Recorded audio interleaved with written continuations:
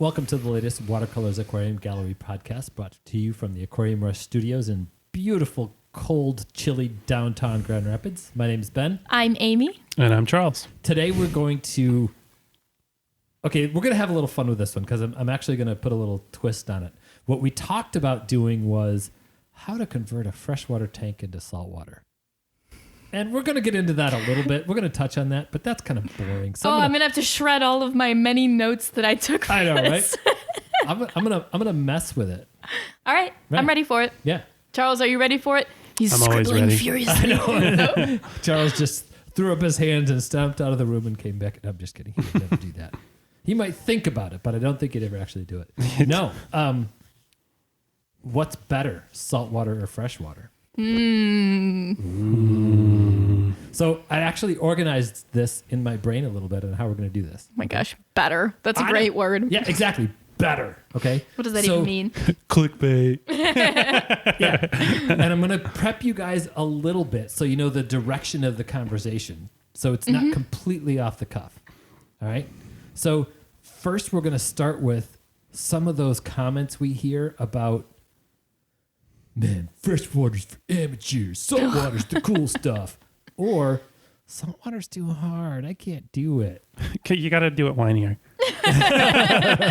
Saltwater's too hard.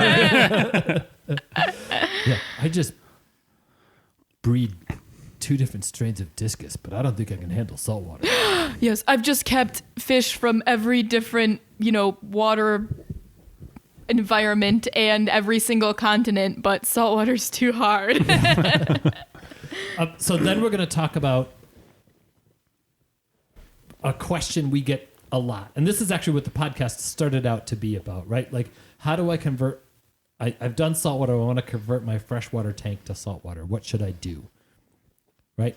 And then we're going to talk about some of the reasons why it's so important to really make a plan and stick with it and be willing to make drastic changes if you're going to drastically change your plan. Mm-hmm. How'd I do? Did I throw enough of a wrench in it that you guys aren't too... I'm actually more excited for this Are you? conversation. Good.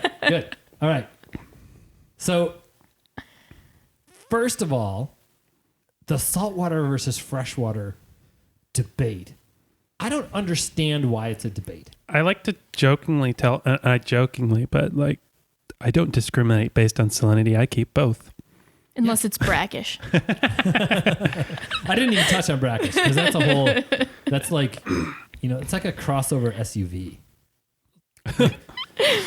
Buy a truck or buy a car. Come on. Or like that one Porsche that's like a family hatchback. The Panamera. Yeah. Right. It's like, what?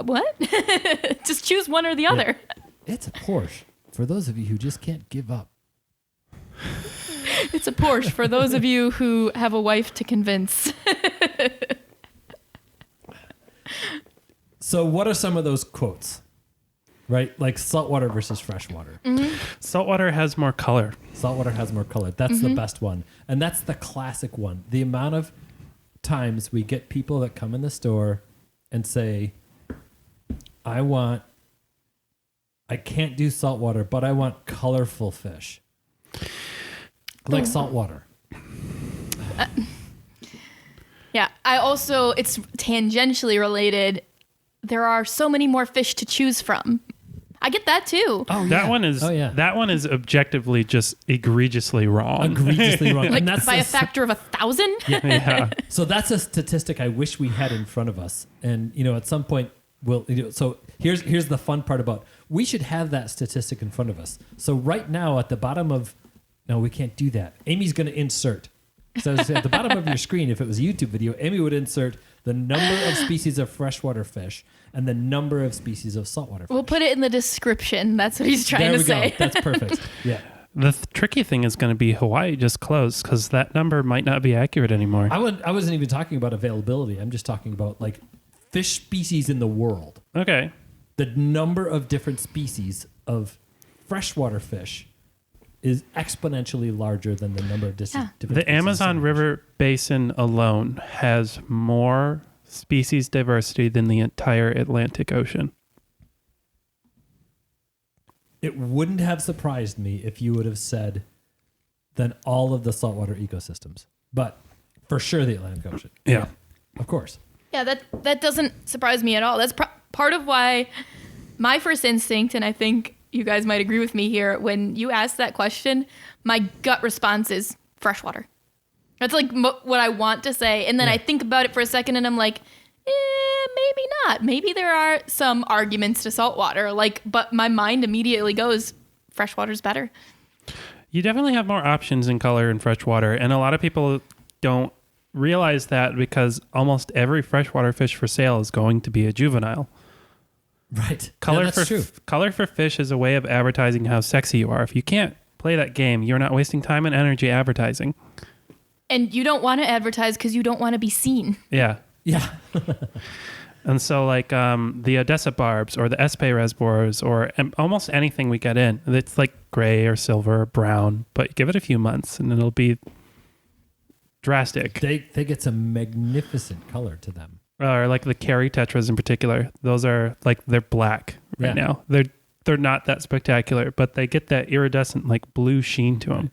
I would put Nothobronchus eggersi or Nothobronchus racovii up against any saltwater fish. And those you don't even need to really grow up or anything. They just look like that. You don't even need a filter for those guys. Okay, so disclaimer. If someone would ask me, when people ask me, because I get asked it all the time, what's better, saltwater or freshwater? To me, that's like saying, I don't know what the analogy is. It's apples and oranges. It's two different things. Yeah. I currently at home, I only have a freshwater aquarium. I don't have a saltwater tank anymore. I have had many, many, many of them. If I didn't have a store full of saltwater fish, I would absolutely have a saltwater tank at home. I would not be able to live without both.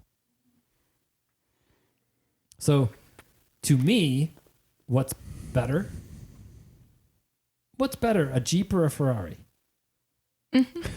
Well, are you trying to win a race or are you trying to drive down a trail? Yeah, it's like it's subjective, but it's also subjective in like 1,000 different directions. Yeah. So maybe we got to break it down to, well, we started talking about coloration. You're probably going to get more of a variety of color in saltwater.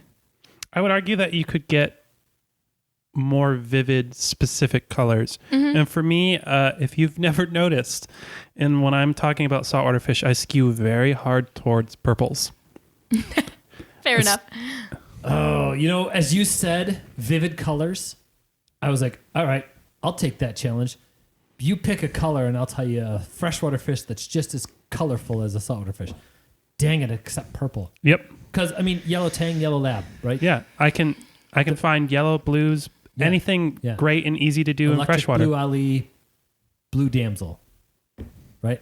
We're really close there. Metroclima estuary, which is the cherry red zebra, that's Anthias orange. It's true. But purple, dang it, Charles, I knew you'd have something. Welcome to being on the other end of the gumming up the gears. Yeah. So some of those others But I rarely am thinking about fish when I talk about it. I'm rarely honestly thinking about fish first anyway. If you don't like green, freshwater's probably not for you. Yeah, that's true. You're stuck with green. And personally, there's a million different greens and there are plenty to make freshwater very worth it. But if you don't like green, then you're stuck with rocks. Well, unless you're a cichlid. Yeah, or like black water, or like driftwood, or like corals. You can't. There's no substitute for. There's corals. no substitute. But for coral. But then the other argument for that would be, there's no substitute for plants. There's no substitute for keeping a planted tank. Like there's no planted saltwater hobby. There is. The coral people would say, well, we have our corals and the coral frag thing, and we got that amazing thing going on. And there's no... It's not the same. You can't take anything away from what they're doing, right? No. Right? But the artistry that goes into a freshwater, high-end, I care about the composition aquascape in a freshwater aquarium, you can't... Saltwater, is miles behind. Right. I stand by my assertion that philosophically, the marine hobby is about 20 years behind the freshwater hobby at any given time. I think there's a lot of truth in that. Yeah. I think comparing corals to plants is not fair to corals or plants. I go with that. Yeah. But there's a line where I think you start with it Yeah. and then you got to stop. It's the live decorations. Like, It's the live exactly. decorations. It's live that's about as far as But you can they're go. distinct things. For me, I'm listening to you talk about them. I'm like, these aren't things you can compare, though, other than they're the things that grow in your tank. That's where the similarity ends. I would not disagree.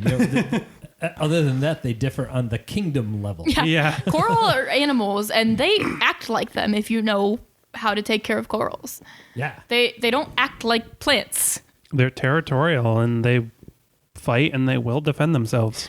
I like to put it as coral live on a different timeline than us. They're still animals. They're just very slow. Right. Yeah, I don't disagree with that at all.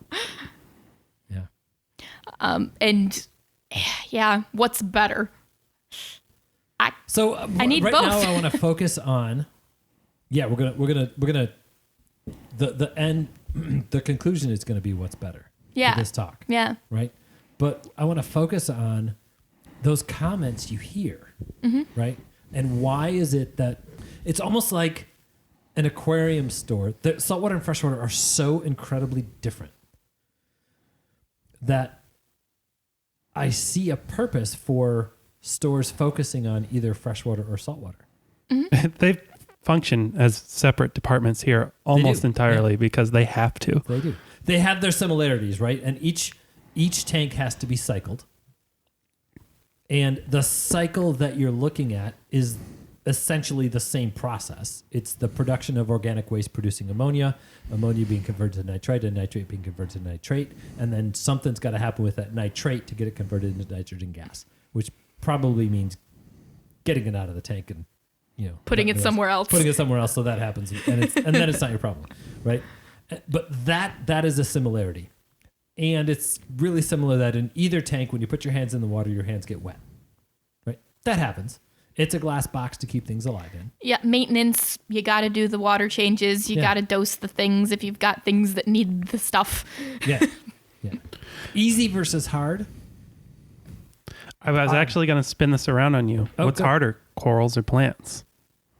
And I would say both and neither. Exactly. Amy and I have been working on this discussion while we were filming the calcium, magnesium, and alkalinity video series, where we slowly came to the realization that keeping corals is in many ways easier than plants because the answer is either calcium, magnesium, and alkalinity and whether you have enough or not. Whereas with plants, it's do you have too much iron? Is it poisoning them? Is it not enough iron? Do you have potassium? Where's your potassium level at? Where it's you know what I mean? When you're dosing stuff like that, There is right, often a lot of guesswork in planted aquariums. yeah. Yeah, but if you're opening that door, I'm going to say, okay, so my corals are brittle. I need to add strontium. The colors aren't really good on the soft corals. I need to add iodine. I definitely need to keep track of pH, calcium, alkalinity, and magnesium, right?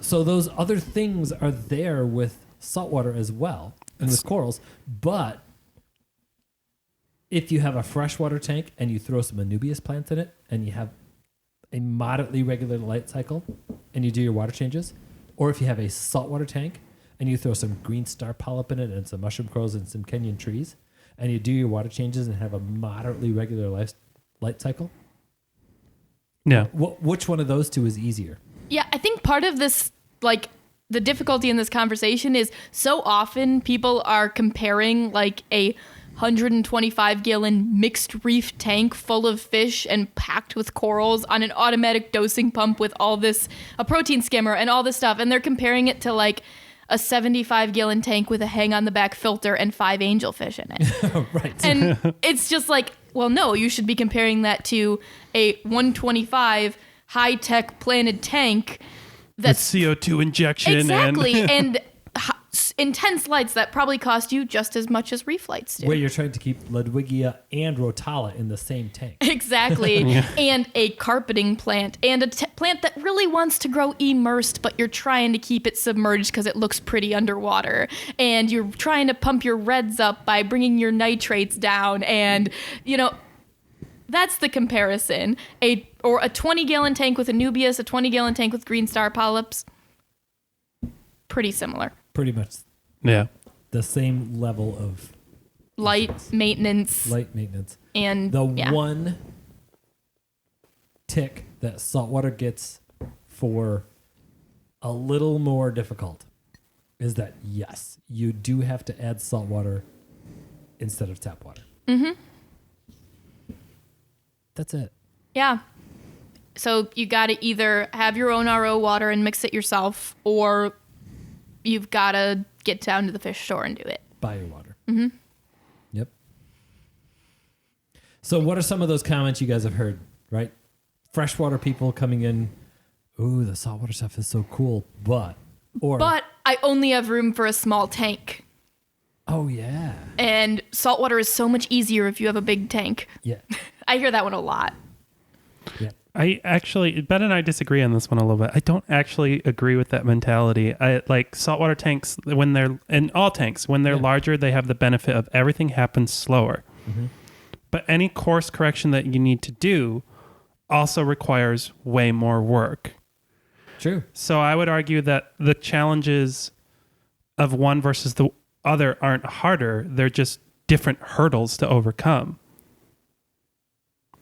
Like if I have something go wrong. All right. So from a philosophical standpoint, yeah, or from a logical standpoint, are you not synonymously saying the same thing? It's not harder. There's just more challenges to overcome. Isn't that like defining harder? No, they're different challenges. I'm not saying there are more. They're different. So like, for example, if something goes crazy wrong in a 10-gallon reef, 50% water change, you can course correct. That's 5 gallons. Right. Now, if you need to course correct in a 200-gallon reef system, your options are, you have more options. You can either do a big water change, or there's a myriad of dosing things that you can argue may be more cost effective, but that requires you to, you know what I mean? Yeah. And I don't think either of those is harder to deal with. I think they're just different challenges. I think it's just less likely to happen in your 200-gallon tank. Although part of the reason it could be less likely to happen is your 200-gallon tank, be that freshwater or saltwater, you probably spend a lot more money on and are probably going to pay a lot more attention to. Yeah. And you get more time. Like you said, stuff happens slower. So the chances that you're going to need to do that last-ditch emergency course correction are definitely lower in a bigger tank, because you're probably seeing things start to slowly decline over months. And that's the point where you should be like, what am I doing wrong? And you should be testing and dosing. Unfortunately, a lot of the times that doesn't happen. And you're like, everything's already almost dead. Now what do I do? And then you're kind of out of luck in the big tank. So you do have a point there. Yeah. And here's I laid out that groundwork, and now I'm going to reveal my implicit bias. Excellent. I love it. I'm a person that does weekly water changes in all of my tanks, and I'm doing some sort of work. So any course correction is probably going to happen pretty early in that process. Yeah. Because you've already made your life way harder than it needs to be. Yeah. It's a resolution that I've come to, that when somebody comes in, and unless they're talking about its difficulty level, if they're talking about it as cooler, like, you know what? They clearly think it's cooler. Let's run with that. If they think it's cooler for them, they're right. Exactly. Yeah. But then we run into that really big challenge of someone who says, so I've been doing freshwater for a while, and I think I'm ready to make the jump. How do I switch my tank over to saltwater?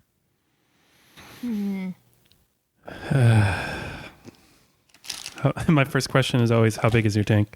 Yeah. Mm-hmm. You have to contrast our earlier discussion, but it's a big part of it. Yeah. At that point, it becomes very much a case of managing expectations.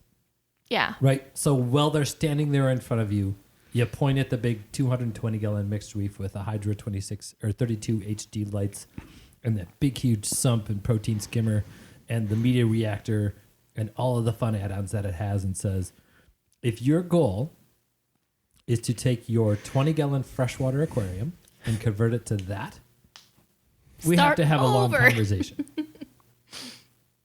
Yeah. But there are ways to do it. Yeah. I think it's a little bit easier to convert a smaller tank from fresh to saltwater, only because managing expectations for people in a small tank, at least in my experience, Yeah, is way easier, it's true. because they already have the, well, I know I'm not going to be able to do a lot, and being able to like pick at that a little bit is usually pretty easy. Well, maybe you could do more than you think. And I think we're doing a really cool demonstration with that right now in our cute little, what is that, 12 gallons? I think it's 10 and a half. 10 and a half. So it is an adorable little 10 and a half gallon rimless aquarium with a back filter. Does it have a circulation pump on it? It does. One of those little miniatures. It's not the miniature. I think it's the nano. So it's actually pretty decent sized for that tank. It's a little It's oversized. moving some water. Yeah, it's moving fast. And then the Wavepoint blade light. That's it. It's a $250 setup with The whole setup. with rock, sand, light, filtration, heat. Not including the $200 coral. Well, I mean, we're spoiled. But We don't have to wait for things. here's Well, how I did that on purpose. Yeah. here's how I'm going to flip it on you, though. Yeah. That 8-gallon Aquascape freshwater tank that's right next to it is more expensive. Oh, yeah. Yeah. Well, that's because Amy has 437 hours into building the aquascape. Yes, it costs $10,000. Yeah. And that saltwater tank has one coral in it, PVC pipe, and some rocks as decoration, and they look pretty equally as cool. They do. And I'm not ashamed of that at all. That tank, the hardscape in that little tank took me weeks to build, meticulously by hand with super glue and rubber bands. They look equally as cool, and I set up the other one in 2 hours. Because the tank was cloudy, so it took me a while. You had to get the water clear. And we're keeping a $200 coral alive in that tank. Just fine. It's doing great. That's one of the fun things about a saltwater nano tank is you can do some pretty big water changes on that really easily. Yeah. And that works. And it helps to, just like in freshwater, if you're doing big water changes, it helps to minimize the amount of dosing that you have to do. You're still going to have to do it, Yeah. but it helps you keep up better. Right. A 10-gallon tank with a pair of neon gobies in it. We have a trio in there. I'm not sure how long the trio's going to last. Yeah, we'll see. see. That pair is pretty attached. But it's 2 1.5-inch fish, one big coral, but only one. It's so simple. It's easy to maintain. It's beautiful. It's entertaining to watch constantly. Every time I walk by the tank, I stop because the gobies are so cute and I can't stop watching them. They hang out together in that little hole in that coral. It's so cute. It's awesome. So the conversion method, really, it's, okay, if you have a sealed glass box, there's step one. The heater, that should work. The filter, as long as you, and here's where it comes down to, managing expectations. The filter, probably going to work. Everything else, get rid of it. Yep. And if you have a freshwater tank, you probably don't have that much else, but no getting around changing your lights from a planet tank to a saltwater tank, I Right. think. I mean, you could, yeah, but with the right expectations. Like, I could see some of, like, a fluval freshwater nano controllable light. You could probably Yeah, if pick you're up the pumping up the blues, blues. bring down the warm white. It would grow coral. But if you have the stock LED that came with the kit you bought at the big box store, You aren't growing any coral with that stock LED. Yeah. Yeah. You might keep mushrooms and Kenyan trees alive, I could see it. barely, in a shallow tank. But But the thing is, then you're buying, I mean, let's say you keep your light and you buy a green mushroom, a green star polyp frag, and a Kenya tree frag. Yeah. You've probably got now $60 of livestock in there, and you're just hoping it's going to survive. right, and you just spent $60 on it. Yeah, if you put another, and if this is a small tank, $100 of light on there. If it's a bigger tank, $200 to $400 of light on there. That $60 is going to double in size within a month or two. Yeah, very true. So it's all about balance. Yeah. I also like to frame lights in terms of how long you're going to have them too. It takes me a long time to pick a new light because with that mentality, I'm like, I'm going to have this for at least 5 years and I want to like it, you know? Right. So that conversion, substrate's got to be changed out completely. Yeah. Oh, yeah. Freshwater substrate and saltwater substrate. One of the companies out there sells a silica sand as a marine substrate. I don't like that concept at all. I'd love to talk to the people that designed it and say, hey, what's that good for? But you need buffering capacity in a saltwater aquarium. Yeah, I can't remember what nano it was that we had started it off with bare bottom. It might have been one of our coral bowls. Yeah, that's right. It didn't work. No, it was tough to keep that buffering capacity. Yeah, we added the aragonite sand in there, and it fixed the Quickly. issue. Yeah, and it was an issue with keeping it cycled and an issue with maintaining calcium and alkalinity. And actually, no, it was the Asterina tank, which we fixed that problem. Yeah. And Oh, that's still right. ended up That's with a right. bunch of other problems, but we fixed that one. We did fix that one, yeah. So freshwater substrate, Out. useless. Yep. Yeah. That tank was ridiculous. Spend the $20. Yeah. The decor. Out. Yeah, live rock. Live rock.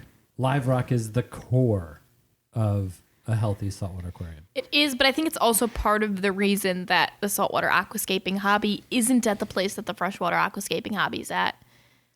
That's true. That's the only hardscape you get to start with. And it's harder to work with. You've got to keep it wet.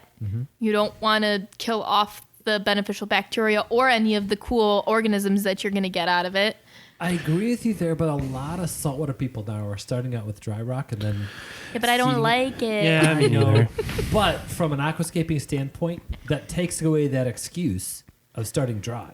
Yeah, but as somebody who both is obsessed with aquascaping and is obsessed with little bugs, Right.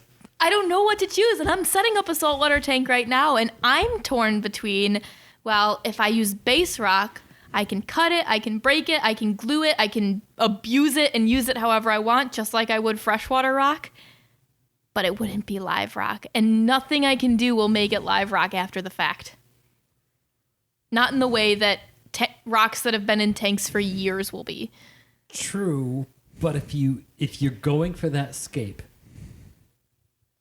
you can do it with base rock and then seed it. You can. It's not the same though. Yeah, the tank will I be agree. functional. It just won't have that. Part of what saltwater has over freshwater in a lot of ways is the richness.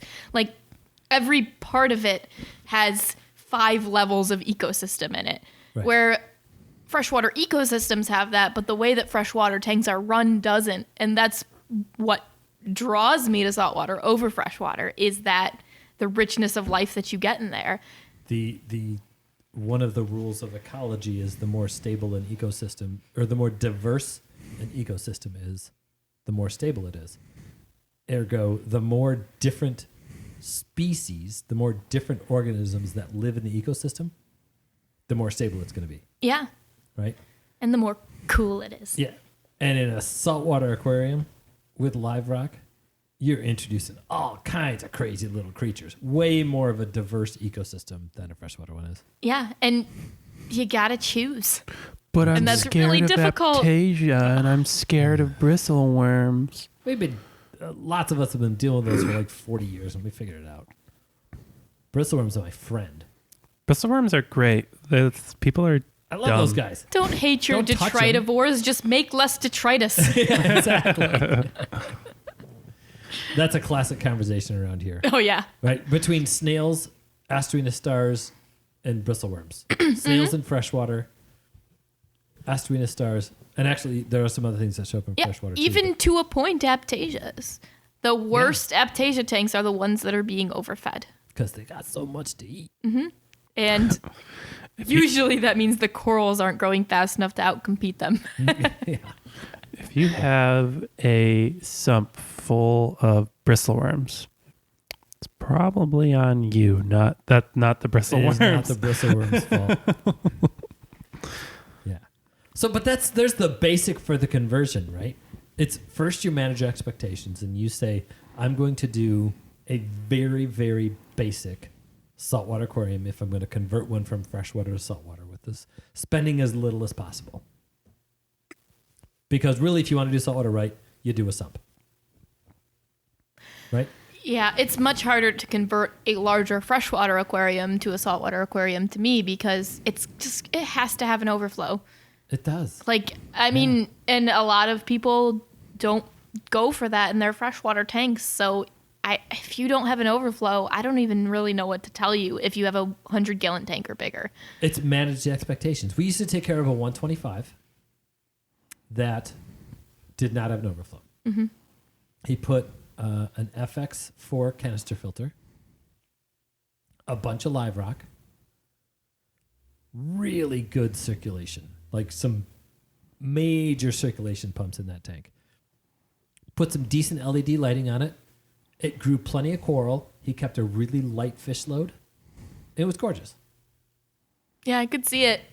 Oh, and we did, it was a 125, and we did 40 to 60 gallon water changes every 2 weeks. I just go back to the timeline of like, if you're going to have it set up for 10 years, once you have live rock in there, the chances that you're going to change anything out are pretty slim. Well, that was Yeah. the thing, right? We were doing 40 to 60 gallon water changes on that tank.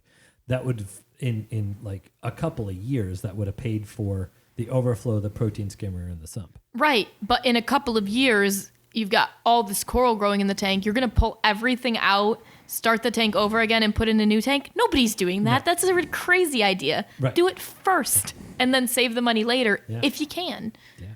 If you can't, go smaller. That's a really good explanation right there. And that's maybe going to be like, bring that up towards the end, right? Where you summarize, do the best tank you can afford. Comfortably. Please, comfortably. Yep, comfortably afford. Yes, comfortably afford. So if you can squeak out a 125, do a 75 and do it better. It will be better. It will be way better. Yeah, you could struggle with a 125 when you don't have the money to get the equipment that you need, or you could have a kick-ass 75. I'd go for the kick-ass 75 all day long. Yeah. Have 3 fewer fish, Yep. have a very small or no tang. Sorry. Yeah. But, Sorry, not sorry. yeah, right? Well, no, in a 75, Scopus tang, any of the Tenochatus tangs, I used to would have always said a yellow tang or a coal tang, but that's a topic for a different thing. But a Tomini, no problem in a 75. A Scopus, even a purple. Mm-hmm. I'll put a purple at 75 all day long. I think a purple stays smaller than a Scopus. I don't know. Yeah. But anyway, you can still do a lot of the things that you want to do, but you're going to have to make a couple of sacrifices to go smaller. You're not going to have to sacrifice the overall health of the system. And I think that's what we're always going to come back to. Right. That's the one thing that doesn't make sense to give up. I think that's an important takeaway from this discussion is do the tank you can do best, not the tank you can pull off. Yeah. Yeah. So that's Expense. That's the other. We just like sort of led up to it. Sorry. Do you want to chime in on that first? Yeah, I had a. So, what would you tell someone? Does it factor your equation at all if they're a person that only likes fish? If they don't like corals, they don't like plants, does that change the game for you at all? Fish need bigger filtration than that's a little bit of a generalization. Yeah. But to me, you need a bigger, more intense filtration system for fish than you do for coral. Yeah. And the reef bowls are the perfect example of that. Right? If you haven't seen this trend in reef bowls right now, there are these really cool little 1, 2, 3, 5-gallon bowl that you don't put any fish in, but you jam it full of coral. You have something that moves water, and that's it. No filter. And you do 80 to 100% water changes on it, which it's a small tank, so then it's easy to do. And there are some reef bowls out there that are just absolutely incredible. You can't do that if you want to add fish to the tank. Yeah. So, yeah, if you're only interested in fish, again, I'd go back to when we got into this segment, I started talking about managing expectations. So how many fish can I put in my 125 with an FX6 versus 125 with a big sump, a refugium, and a protein skimmer? You can go way more fish with if you got the sump. And not just because of water volume, but because of the added filtration, the added movement, the added turnover, the added oxygenation. All of those things make it, yeah, you're a fish person only. That's what you need. Now, the other side of that is I'm a fish person only. I don't care about coral. You don't need to spend a lot of money on lights then. Yeah. You can do cheap lights. And that's when you can have room for the bigger tank and bigger filtration because you're not planning for $1,000 of lights. Right. Our big, huge 360-gallon shark tank. Those lights It has suck. less than $100 worth of lighting on it. Less than $100 because they're a little broken. Well, you know. All right, so if it wasn't broken, it would be It'd be $100. It'd be $120. Because I think it's a 2-foot true lumen, so it's $100. That's a 4 foot. Is it? It's a 4 foot. Yeah. Is it really now? Oh, it used to be a 2-foot. It was for a while, and it was fine. Yeah, It was 'cause fine. the fish don't care about the light. Yeah. I'm going to say that again. Fish don't care about the light.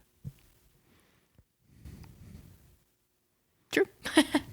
There are some you can argue some breeding triggers with light duration and day length, but that's just light duration and day length. That's not intensity or quality of light.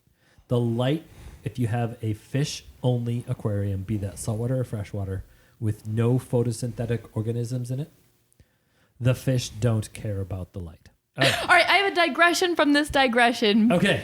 The ability/necessity for a protein skimmer, is that a pro or a con in the saltwater column of this discussion? Ability or necessity? Well, you guys know my take on protein skimmers. Yeah. So does that put them, does a protein skimmer add a plus or a minus in the saltwater category? Depends on the size tank. Elaborate on that then. All right. So here's my unpopular take on protein skimmers. First of all, I like them. I like them a lot on big tanks where they're effective and you have a sump. On little tanks, just do bigger water changes because it's cheap. And water changes, to me, are a lot more effective than a protein skimmer. To me, the main reason that you put protein skimmers and media reactors and all kinds of fancy equipment on a saltwater aquarium is because saltwater is expensive. If you have a 20-gallon tank, and really I would say my threshold is right around the 40 to 50-gallon mark, depending on how you're going to stock it. But for sure, if it's a 20-gallon tank or smaller, I don't see the value in a protein skimmer. Only because it's very easy and inexpensive to me to do big, frequent water changes, percentage-wise, in a tank 20 gallons or smaller. I am so used to thinking in terms of 5-gallon buckets, right? As a service company, that's how we bring water to customers' house, 5-gallon buckets, right? I have a 180-gallon tank out there that I take care of personally. I do a 10-gallon water change on that 180-gallon tank every single week. The water quality is fantastic. It's lightly stocked. It has a big, giant, effective protein skimmer on it, and it's got a great media reactor on it. That's all the water changes it needs. It is 10 gallons religiously every single week. It's really easy to do a 10-gallon water change on a tank, by the way, right? So now let's bring that down to a 20-gallon tank.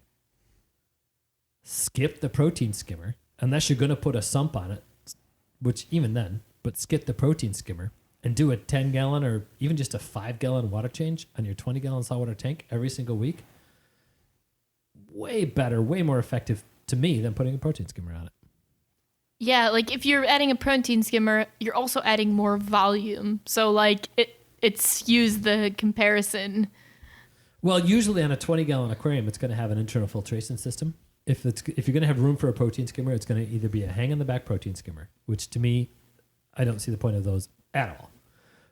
But if it's an internal filtration system, you're going to put the protein skimmer in the filtration system, so you're not adding any water volume with the skimmer itself. You're just adding a very tiny protein skimmer that will debatably do anything. That's pretty much sums it up right there. But it looks cute. It looks cute, and it's a cool techie piece of equipment. And yes, they do perform some function. They take some stuff out.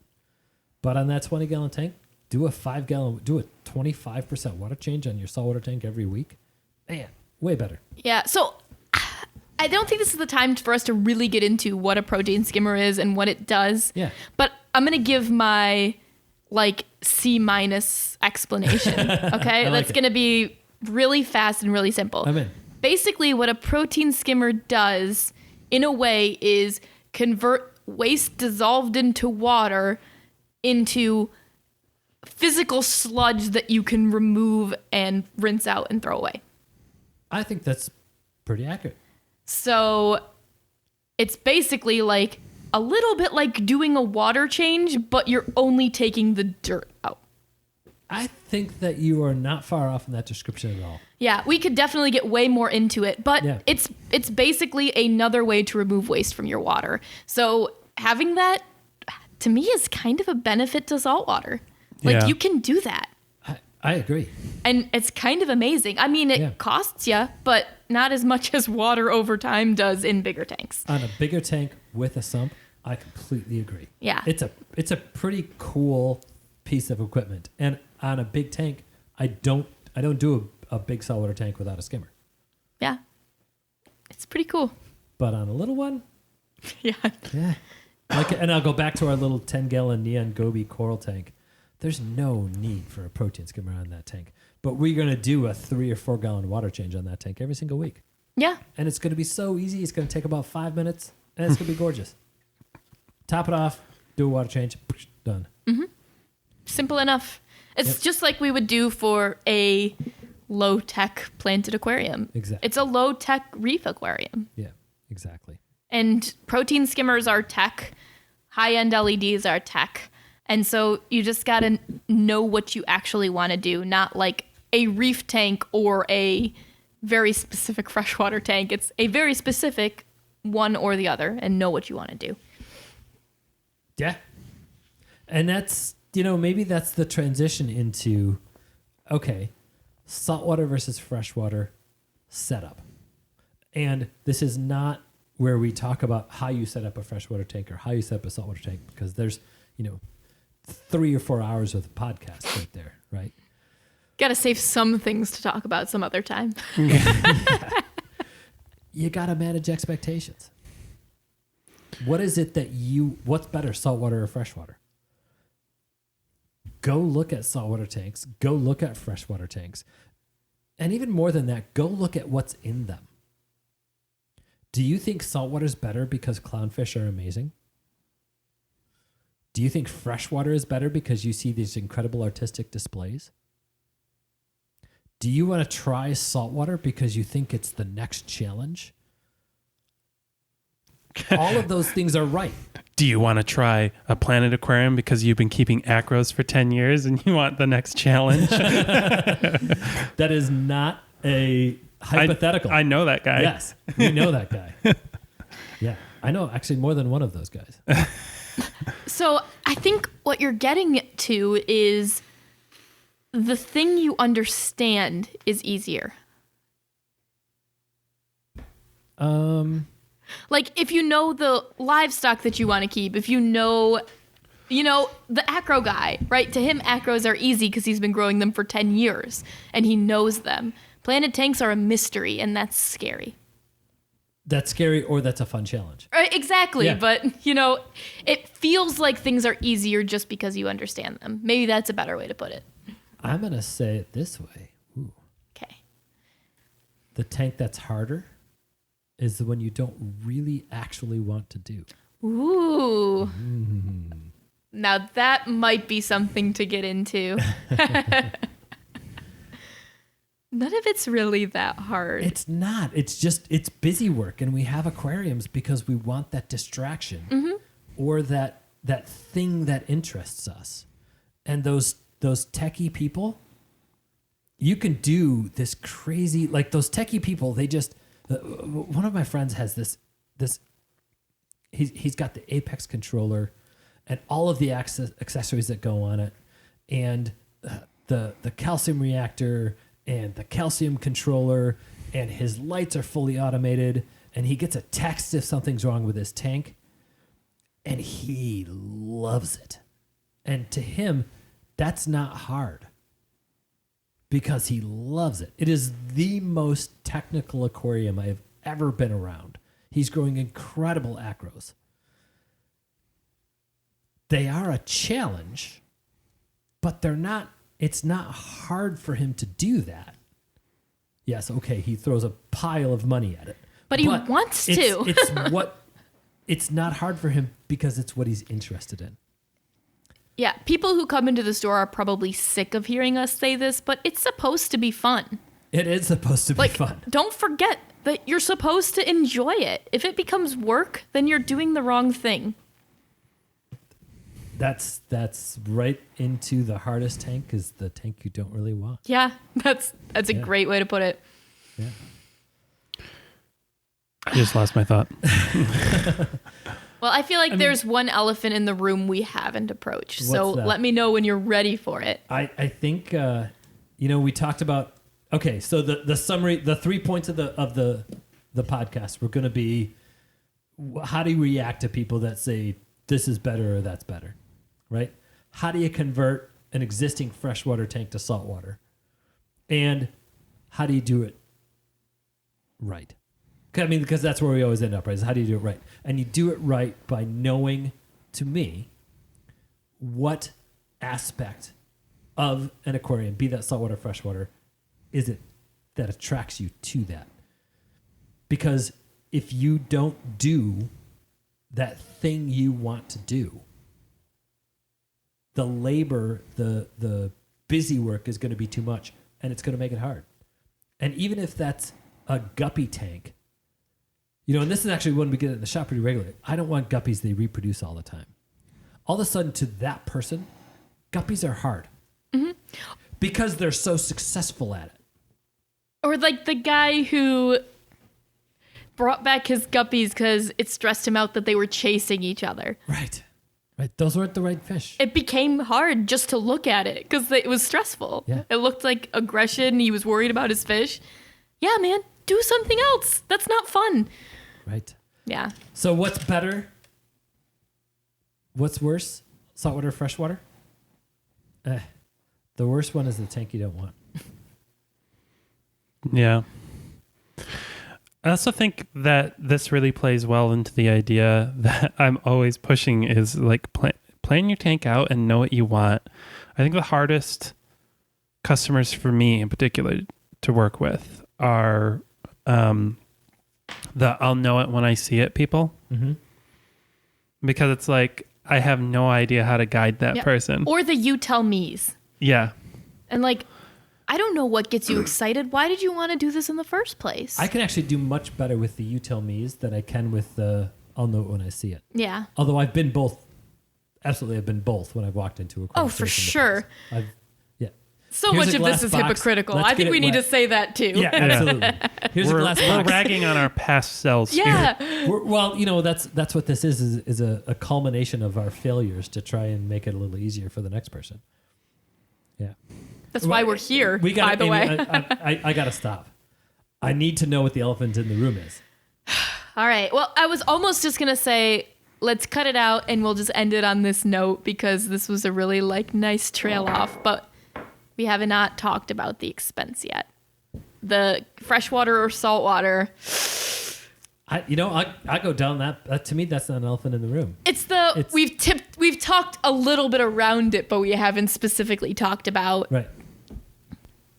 if one is better than the other. For most people, cost has something to do with that. Right. Saltwater, as a general rule, is more expensive than freshwater.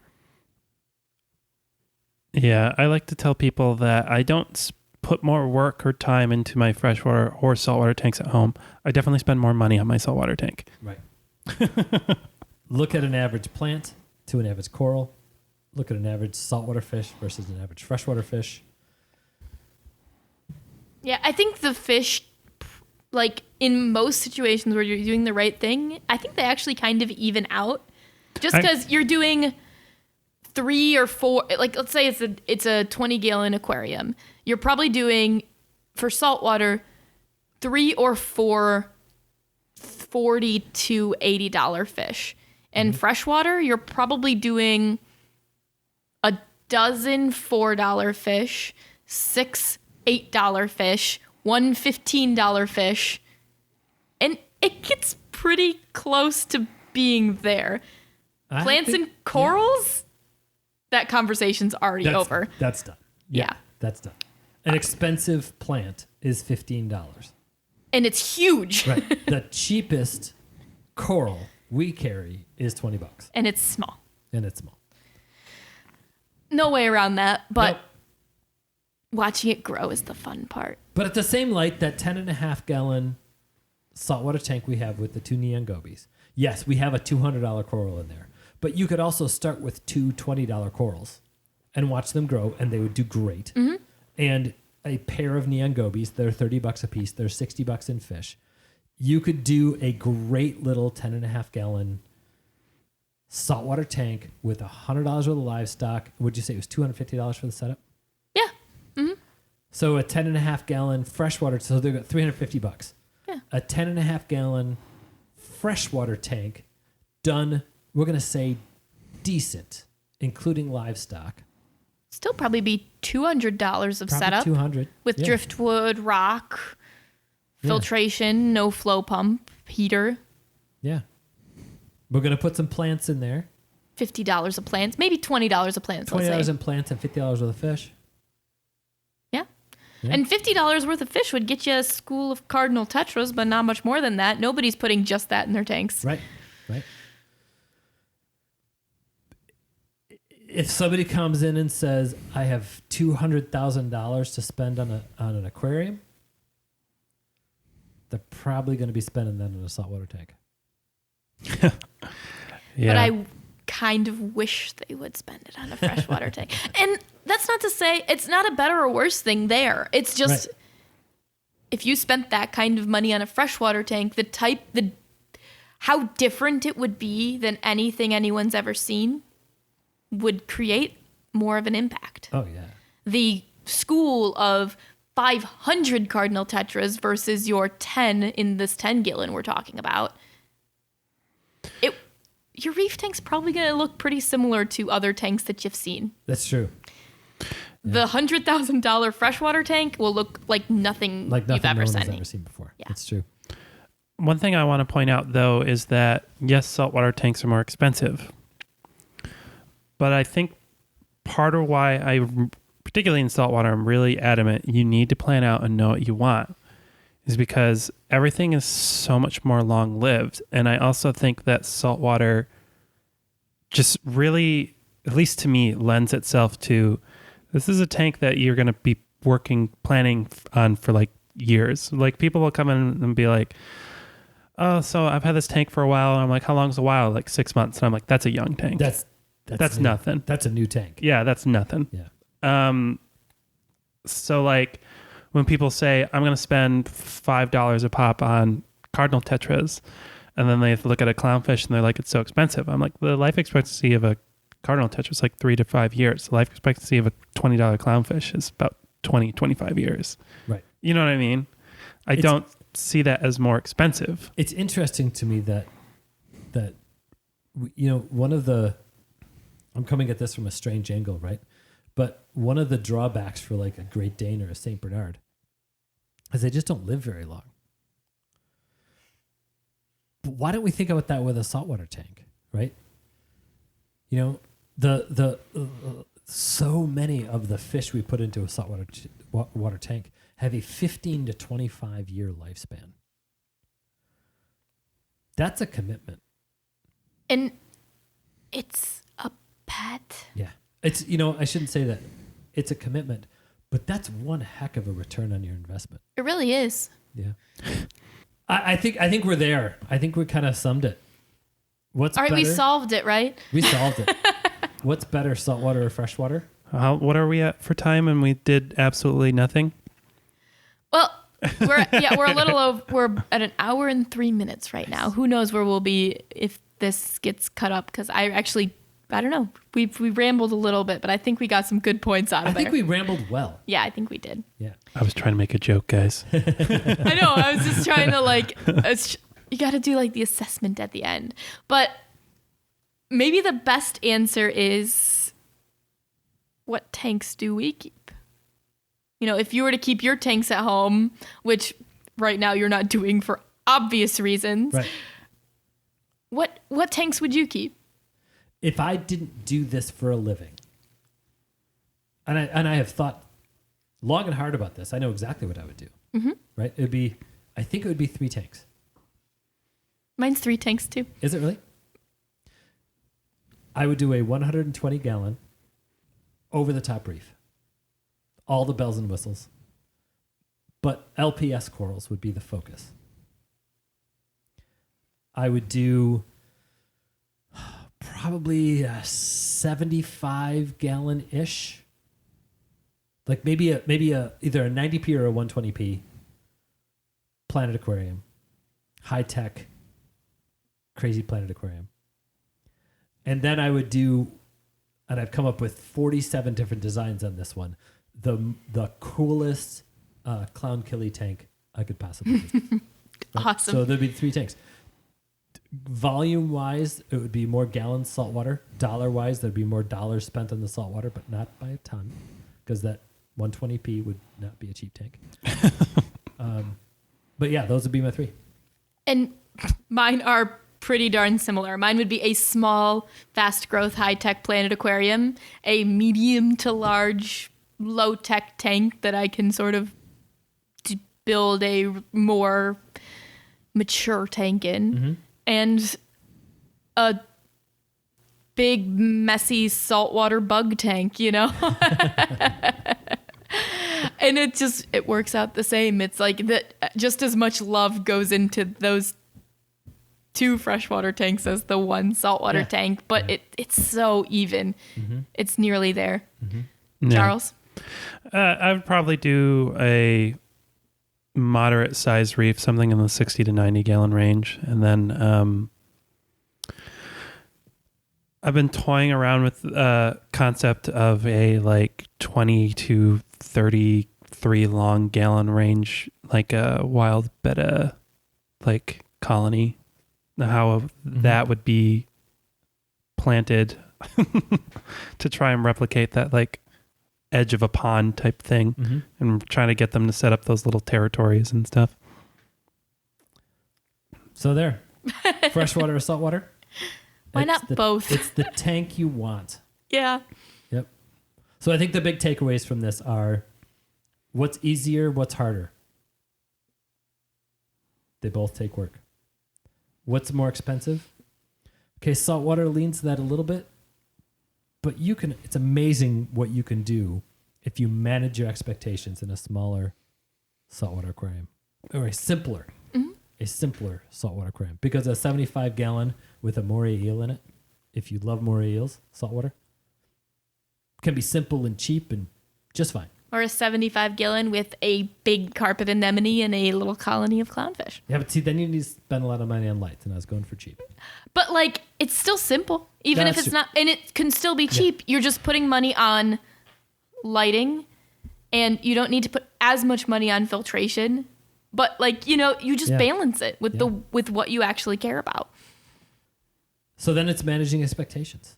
And it's to me, my favorite line of the whole night. I know it was my line, but I'm a little bit biased.